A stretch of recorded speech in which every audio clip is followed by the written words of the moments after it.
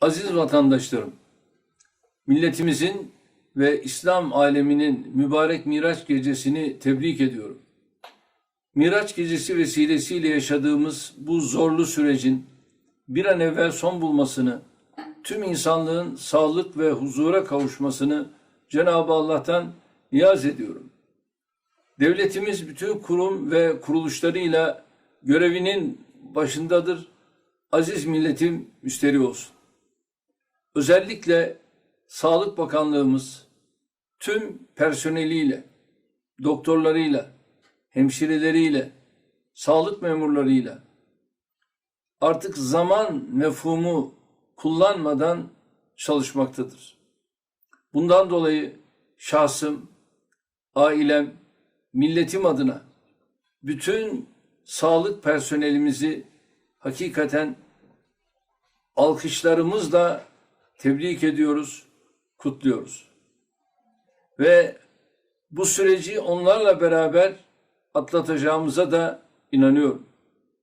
Sizlerden ricamız, hükümet yetkililerimizin yönlendirmelerini dikkatle takip etmeniz, etmeyenleri uyarmanızdır. Özellikle 65 yaş üstü ve kronik hastalıklara sahip olanların kesinlikle sokağa çıkmamalarıdır. Eğer bu tür sokağa çıkanlar varsa, tekrar ediyorum, onları uyarmalısınız. Bunları rastgele söylemiyoruz.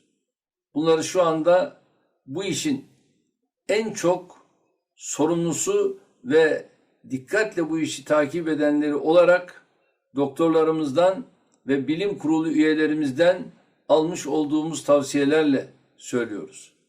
Ve bilim kurulu üyelerimiz şu anda bunları adım adım takip etmektedirler. Ve dikkat edilirse az sayıda da olsa şu an itibariyle ölenlerimize baktığımız zaman bunların hepsinin de işte bu yaş gruplarında olduğunu gördüğümüz zaman demek ki yapılan uyarılar doğrudur, yerindedir.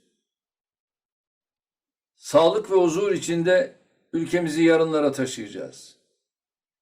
Olumsuzluk kampanyası meydana getirmek isteyenlere inanmayınız. Bir defa devlet olarak biz bunların hepsinin tedbirlerini aldık. Alışverişlerinizde kesinlikle hiçbir ürün yok satmamaktadır. Gerek sağlık noktasında, gerekse sağlık dışındaki bütün ürünler elimizde mevcuttur. Hiçbir zaman bu noktada çeşitli Batı ülkelerindeki raflara bakıp da aldanmayın. Hepsini biz aşmış vaziyetteyiz. İmkanlarımız elimizde mevcuttur. Gerek sağlıkta, gerekse diğer noktada ve bu inançla, kararlılıkla da ben sizlere sağ olun diyorum, var olun diyorum, Allah'a emanet olun diyorum.